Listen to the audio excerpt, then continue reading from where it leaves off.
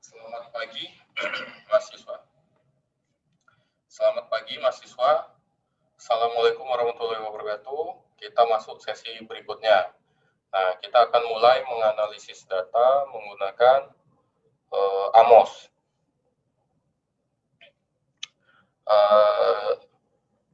Pertama, saya akan tunjukkan dulu aplikasinya.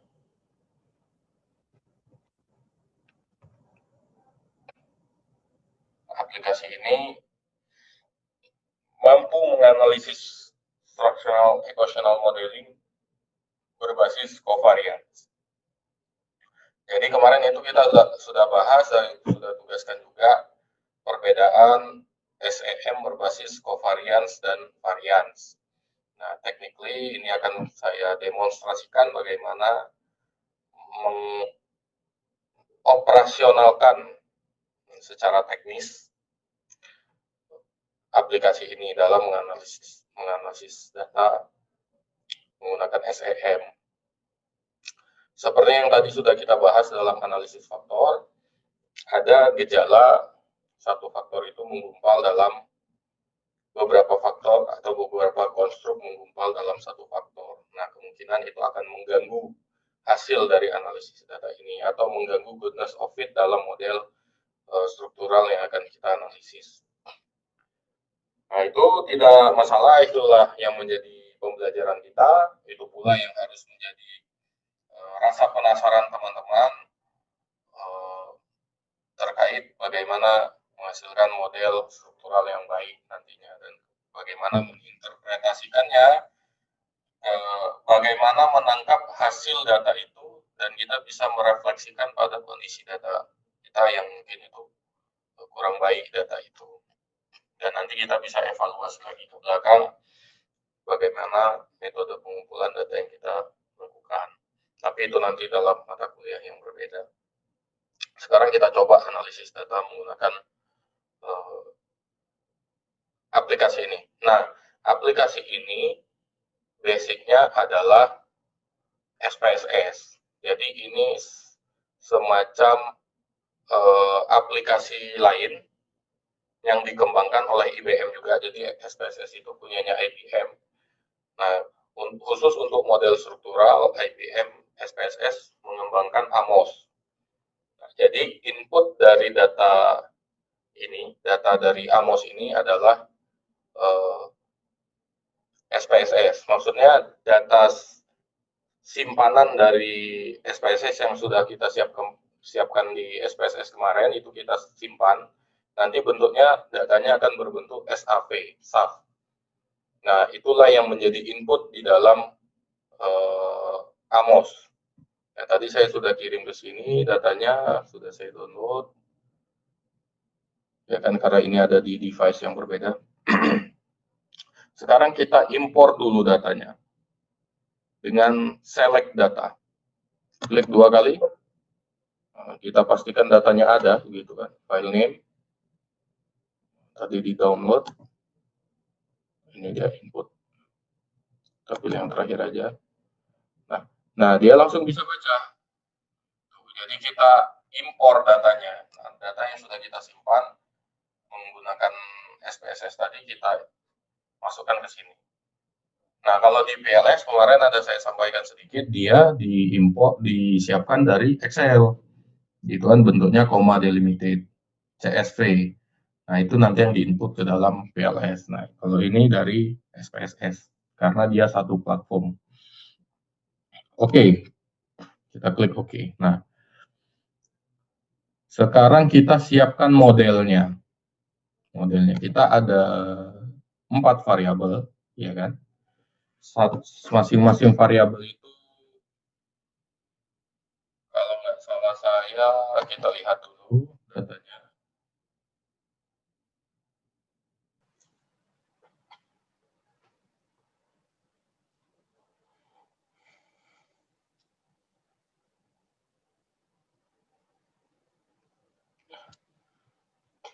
Ini data kita, teman-teman.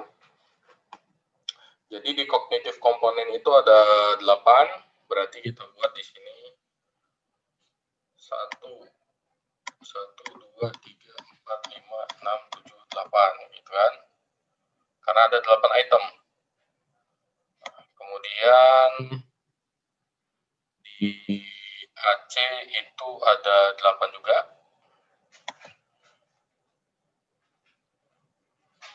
1, 2, 3, 4, 5, 6, 7, 8. Ini kita random aja, kita coba aja gitu kan. Tapi idealnya ya harus dengan dasar teoritik ya, seperti yang tadi kita bahas. Tapi ini kita coba aja. BC ada 11. 1, 2, 3, 4, 5, 6, 7, 8, 9, 10, 11.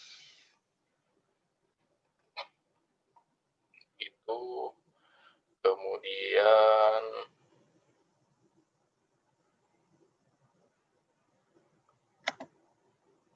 LO ada 7.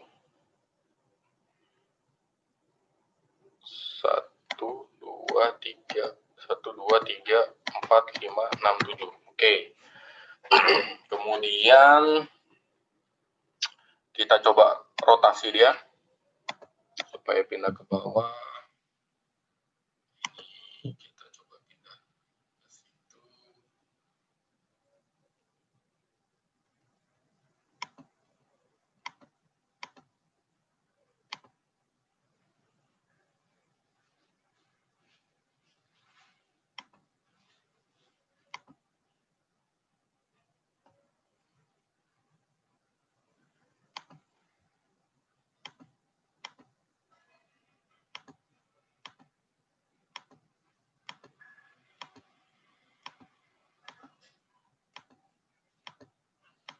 Jadi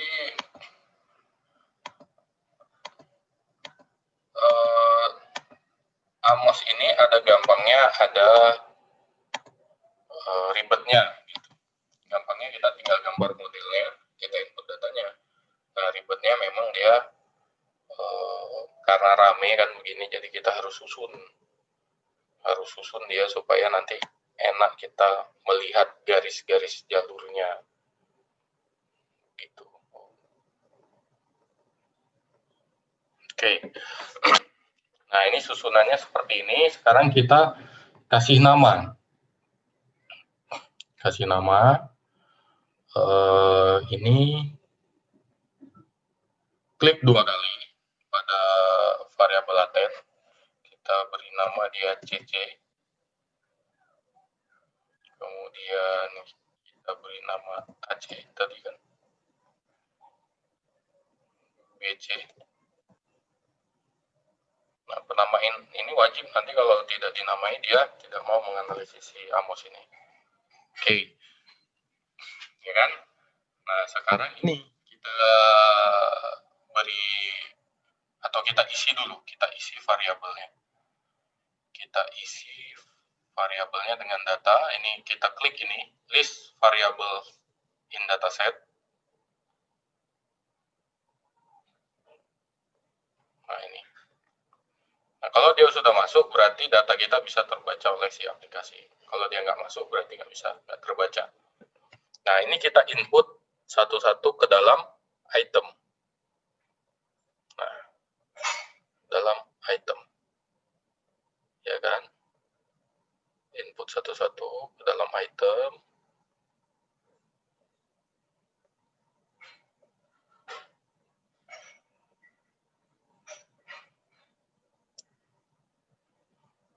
Kelihatannya ribet, tapi lebih ribet lagi kalau dihitung pakai kertas sama pulpen.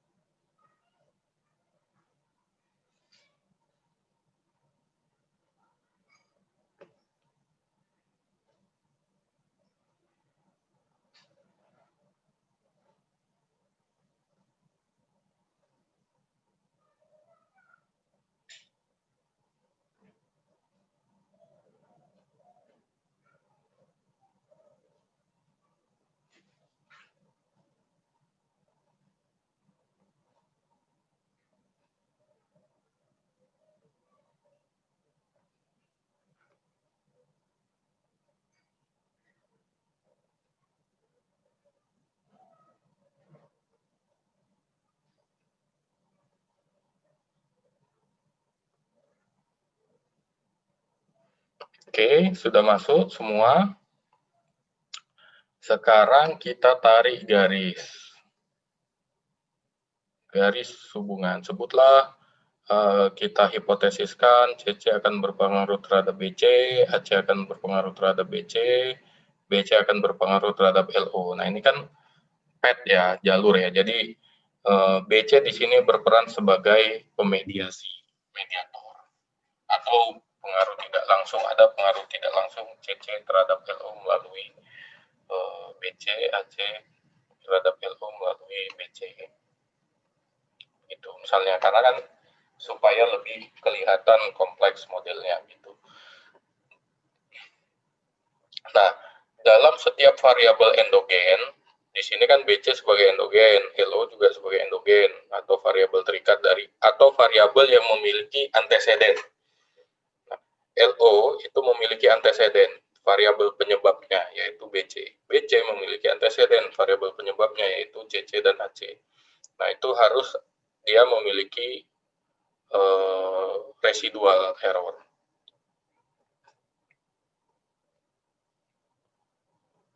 Nah, itu kita tambahkan dengan ini tadi. Add a unique variable to an existing variable. Nah, ini bentuknya bulat, dia sebagai error. Ya kan? Nah, habis itu kita kasih nama juga. Ini mulai dari sini ya. Kita sebut nih E1. Jadi semua item itu dia punya error, punya residu. Nah, ini bedanya nanti dengan yang berbasis varians juga. Dalam apa namanya? Gambar modelnya. Salah. Sorry. Ini E2. Ini E3. Ini E4. 5.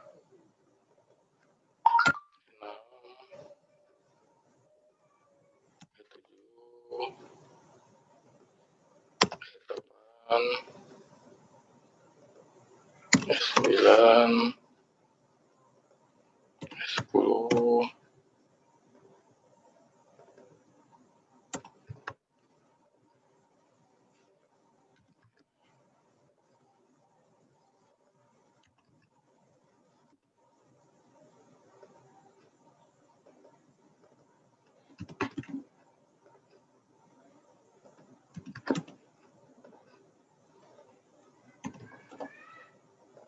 Oke. E17, E18, E19, E20, E21, E22,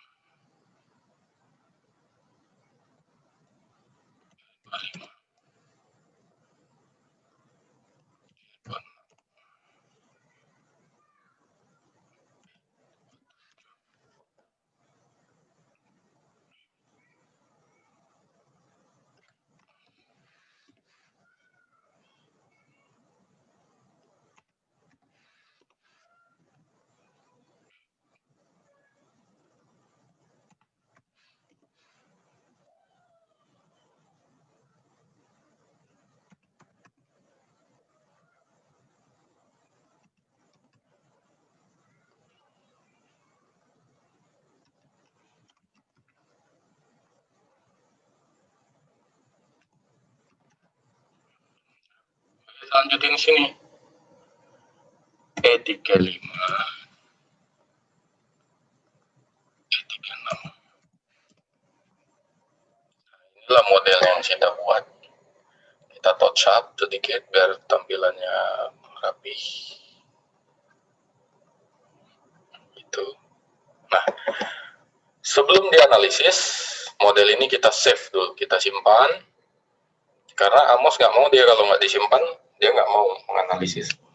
Latihan statistik inferensial SEM kan. Save. Nah, ini udah masuk dia di sini. Ini dia model kita. Ya kan? Terus kita pilih metodenya. Nah, saya tetap pakai maksimum livelihood seperti biasanya, seperti juga sudah saya jelaskan. Kemudian covariance analisisnya maksimum livelihood, output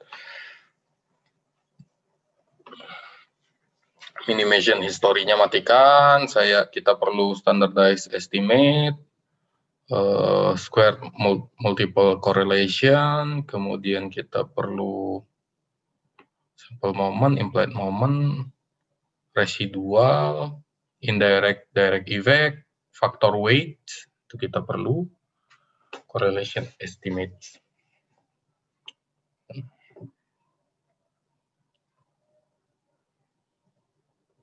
Oke, cukup, kita run. Nah, di sini ada tombol calculate estimates, ini diklik. Nah, dia bilang tuh, Amos will require the following pairs of variable to be uncorrelated. Nah, sementara tadi di analisis faktor kita sudah ini ya kan, udah menemukan bahwasanya sebenarnya ada 3 variabel di sini yang dia sebenarnya tergabung di dalam satu faktor dan pasti, hampir pasti dia berkorelasi. Sudah pasti dia berkorelasi. Jadi si Amos ini dia udah bilang, sudah mengingatkan CC dan AC itu jangan sampai berkorelasi. Kalau dia berkorelasi nanti modelnya nggak sehat. Jadi dia udah curiga.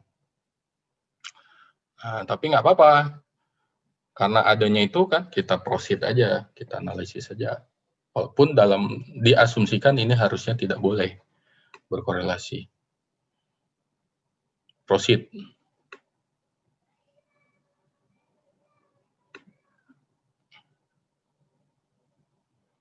Oke, dia bekerja. Ini outputnya.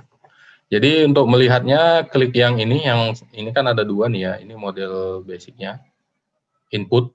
Nah ini outputnya, ini hasilnya di model hasilnya. Nah dari sini kita bisa kira-kira sedikit angkanya. Kelihatan di situ kan angkanya. Koefisiennya CC ke BC itu 0,64, AC ke BC itu 0,54, BC ke LO itu 0,07. Ya kan? Nah, tapi kalau kita mau lihat full modelnya, itu kita bisa lihat di sini. Di view text. Teman-teman lihat di samping gambar disket itu ada view text.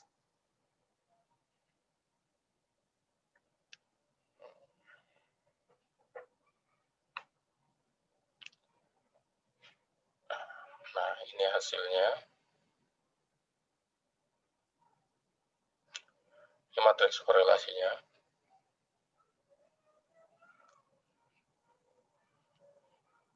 Jadi kalau ingat yang apa namanya? Oh bukan, ini matriks covariance. Ini covariance. Karena basicnya ini inputnya covariance ya. Ini kan SEM berbasis covariance. Yang perlu kita highlight apa di sini? Ini matriks korelasi. Kalau ingat validitas diskriminan menggunakan Forner-Larker kan nanti nilai AV di input ke sini ya, ini ke yang diagonal. Jadi kita ngambil yang ini nih. Ini diambil. Ini diambil. Nah, nanti nilai AV, akar AV kita masukkan ke sini. Kalau di Amos, kita yang mentabulasi ulang sendiri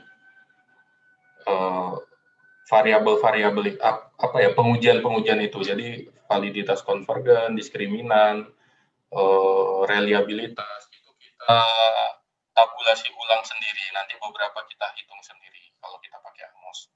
Tapi nanti kalau pakai Smart PLS itu sudah dikasih sama dia tabel-tabelnya, tabel-tabel Forner-Larkernya semua udah tinggal ambil, tinggal download, paling rubah layout. Nah, tapi nggak apa-apa, yang ini tetap lebih rigid daripada PLS.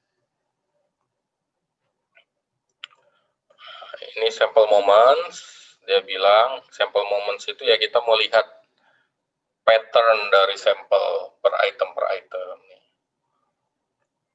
Nah, tapi kalau sekedar langsung mau lihat, ini kan nanti perlunya waktu kita ingin mengindikasikan di mana ada masalah sebenarnya.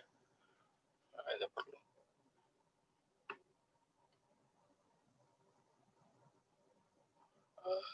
Ini chi-square-nya, nanti lihat di buku indikator chi-square yang sehat itu berapa, dengan degree of freedom berapa, dan probability levelnya berapa. Sekarang kita lihat model estimate-nya.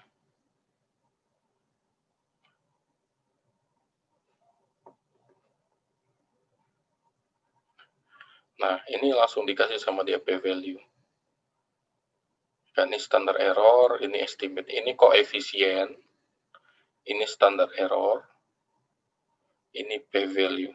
Kalau dia dikasih bintang 3 itu signifikan. Kalau dia dikasih angka, nah berarti nggak signifikan, kan di atas 0,05. Nah, yang kita ambil berapa tadi, berapa jalur itu? 1, 2, 3. Inilah dia kan, hubungan antar variabel. Nah, ini item.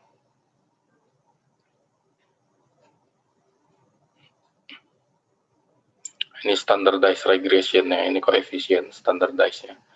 Tapi kan yang di dalam persamaan ini yang diambil, yang unstandardized regression weights.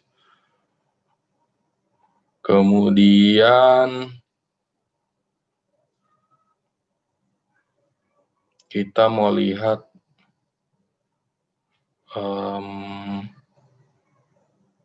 loading factor.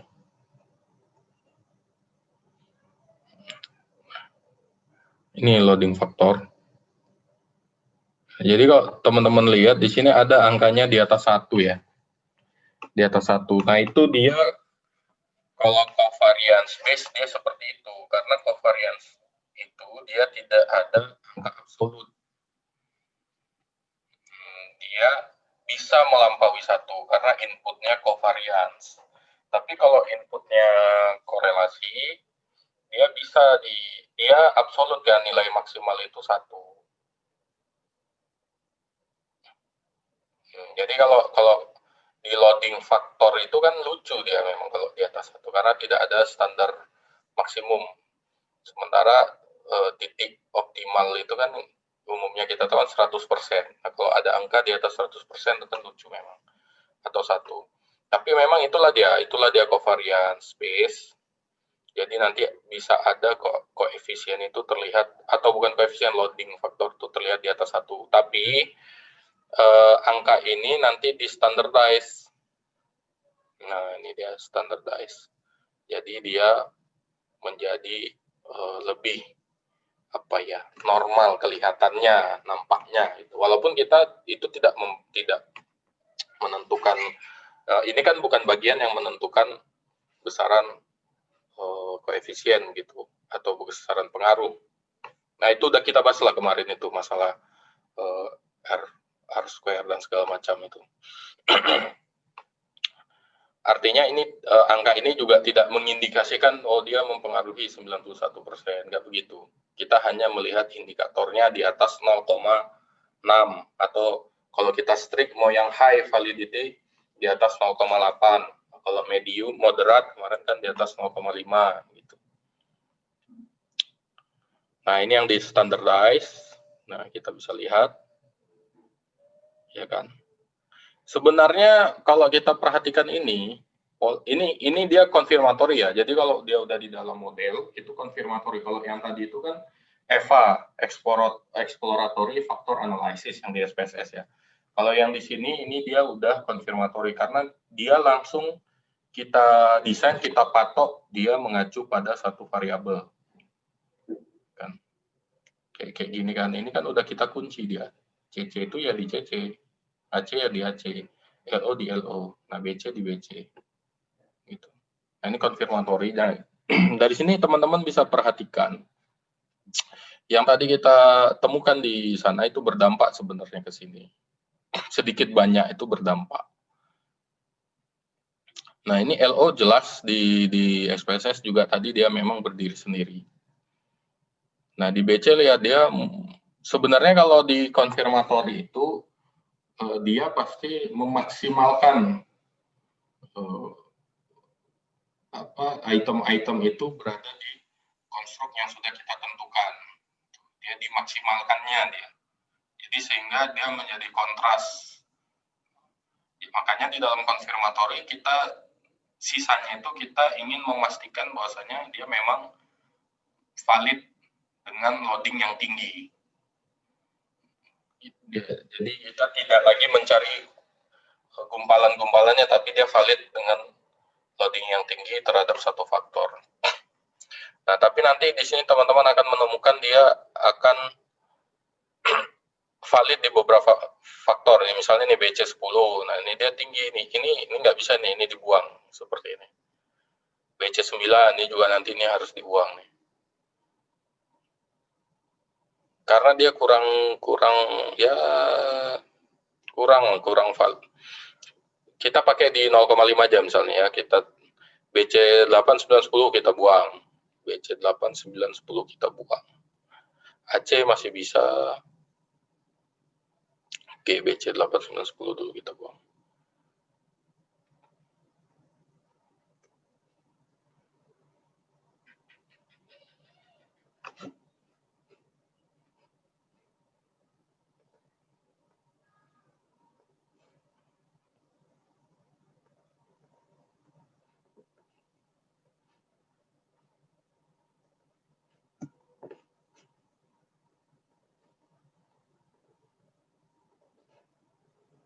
Cara membuangnya itu ya, klik erase object, langsung kita hapus. Oke, kita coba save, kemudian kita run. Proceed.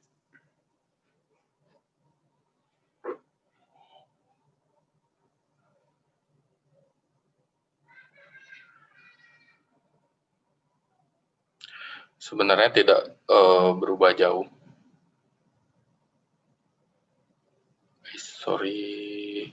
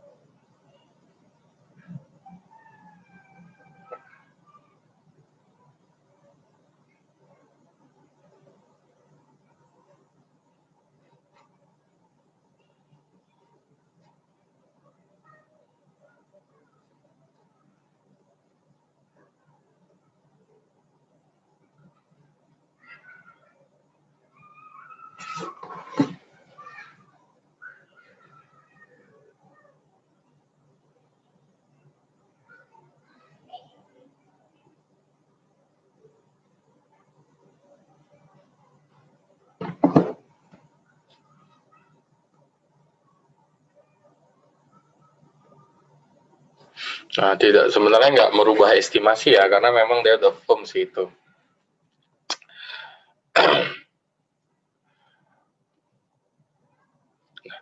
Jadi di sini kita temukan bahwasanya yang saling berhubungan secara kuat itu CC dan AC terhadap BC. BC terhadap CC terhadap BC, AC terhadap BC. Sementara BC terhadap LO itu tidak signifikan sama sekali, jauh. Nah, tinggal lagi apa yang bisa kita lihat di sini dari model of fit-nya. Nah, ini ada banyak sekali indikator model of fit, dari mulai CMIN, ada RMR, GFI, baseline comparison. Kalau saya lihat ya, nanti teman-teman silakan konfirmasi ke bukunya HEIR. Di situ sangat lengkap indikator goodness of fit model, sangat lengkap. Nanti teman-teman lihat di situ, apakah indikator yang ada di sini ini menunjukkan model ini good fit atau enggak. Nah, kalau saya dalam pemahaman saya berdasarkan angka ini low fit. Nah, nanti silakan dikonfirmasi, dikonfirmasi ke buku atau ke literatur lain. Mungkin ada yang saya kurang menyampaikannya atau kurang tepat atau mungkin miss perception atau bahkan saya salah memahami. Silakan teman-teman konfirmasi ke buku.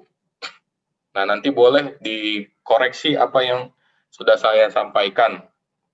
Itu boleh dikoreksi dan kita boleh berdiskusi lebih lanjut. Nanti silakan berdiskusi, silakan bertanya aja di kolom komentar atau bahkan mengkoreksi apa yang saya sampaikan. Nah, kalau dalam preferensi saya model ini masuknya nanti antara moderate fit ke low fit ini. Silakan dikonfirmasi ke buku karena itu lebih jelas dan terukur indikator yang kalian bisa pahami, dan itu pula peluang kalian untuk mengulas ulang materi ini. Nah, sebenarnya model ini aplikasi ini sudah memberi tanda di sini. Notes for model. Nah, ini udah tanda nih di chi-square ini udah tanda nih. Jadi kalau di hair itu nanti teman-teman baca chi-square itu dia tidak boleh terlalu tinggi dan tidak boleh terlalu rendah. Nah, apa implikasinya kalau dia terlalu tinggi dan apa implikasinya kalau dia terlalu rendah? Silakan baca di buku itu. Banyak cukup detail dijelaskan di hair itu. Kenapa dia tidak boleh terlalu tinggi dan tidak boleh terlalu rendah. Nanti ada banyak juga penyebab-penyebab terjadinya chi-square terlalu tinggi atau terlalu rendah. Salah satunya jumlah sampel, asumsi yang tidak terpenuhi, begitu kan. Kemudian adanya autokorelasi yang itu mungkin ada di model yang sedang kita uji cobakan saat ini. Nah, untuk detailnya kembali lagi saya sampaikan, buka kembali bukunya, ulas kembali bukunya, karena itu pemahaman yang paling optimal ketika kita menemukan sendiri jawaban dari permasalahan statistik yang kita hadapi, bukan cuma di mata kuliah ini, juga di mata kuliah yang lain. Nah, ini sekilas bagaimana kita menganalisis data menggunakan AMOS. Itu mudah, sangat mudah saya kira dibandingkan dengan effort yang harus kita keluarkan ketika kita menganalisis aplikasi ini secara manual. Walaupun saya juga pernah dulu zaman kuliah itu semi manual melakukan analisis data ini menggunakan Excel dulu. Terus kita konfirmasi menggunakan Listrel waktu itu dan hasilnya sama seperti kita kemarin menguji coba menggunakan Excel dan SPSS. Tapi saya kira ini udah cukup untuk pengetahuan awal teman-teman sebagai peneliti pemula. Nanti sebagai sarjana itu kan saudara sekalian adalah peneliti pemula, harus memahami bagaimana caranya memanfaatkan, mengelola, menangkap fenomena secara empirik. Tuh, jadi nggak ada alasan lagi, oh saya nggak paham statistik, nggak ngerti, itu bukan keahlian saya. Nggak ada alasan, karena toolsnya lengkap, ada dan sangat mudah dikelola, asalkan kita memahami apa itu data, karakteristik data apa yang kita inginkan untuk mendapatkan fenomena atau menangkap, mengcapture fenomena. Terus kita paham kita harus memanfaatkan alat analisis apa untuk mengkaji fenomena apa, dan kita paham bagaimana caranya menangkap data itu, mengcapture itu secara metodologis, maka kita sudah menguasai metodologi penelitian dan analisis data. Dan memang itulah tanggung jawab kita sebagai sebagai profesional, walaupun belum dibilang ahli, profesional di bidang akuntansi atau pendidikan akuntansi. Jadi tidak ada alasan dengan statistik, karena Tools-nya sudah ada. Nah, tinggal bagaimana kita memanfaatkannya untuk memaksimalkan kinerja kita nanti, baik sebagai akuntan maupun guru ataupun profesional pendidikan atau profesional bisnis lainnya. Saya kira begitu, ambil peluang untuk mengeksplorasi ini lebih jauh hasil dari analisis ini, atau saudara nanti akan saya tugaskan untuk mencobanya menggunakan data yang sudah saya siapkan, yang sudah saya bagikan juga. Silakan dieksplorasi dengan data itu, diuji coba. Sebelumnya silakan dapatkan aplikasinya, terserah bagaimana caranya. Yang penting Anda harus punya aplikasi ini untuk bisa menguji coba dengan Amos. Sebenarnya tadi ada saya janjikan untuk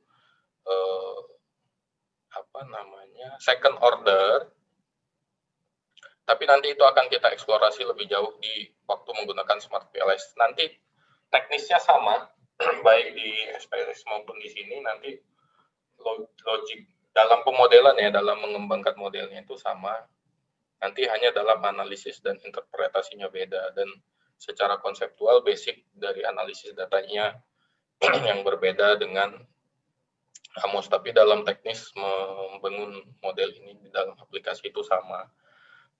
Nah, nanti jika teman-teman menemukan perbedaan hasil antara menggunakan Amos dan menggunakan SPSS, nah itu juga silakan dieksplorasi lebih lanjut dan dijelaskan lebih lanjut mengapa hasilnya bisa berbeda, di mana keunggulan dan kekurangannya. Saya kira cukup untuk pertemuan kali ini. Selamat pagi, semoga bermanfaat. Billahi taufiq wal hidayah. Assalamualaikum warahmatullahi wabarakatuh.